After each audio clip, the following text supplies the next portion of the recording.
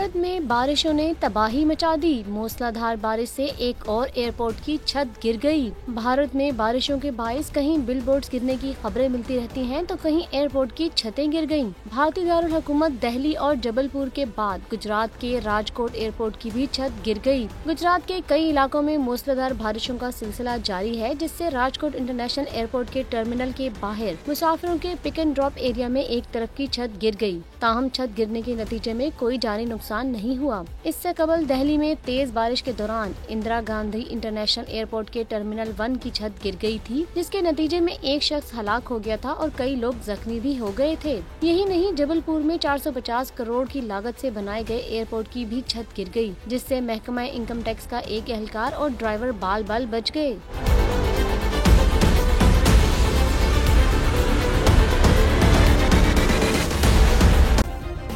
Subscribe करें और bell दबाएं ताकि कोई खबर रह न जाए।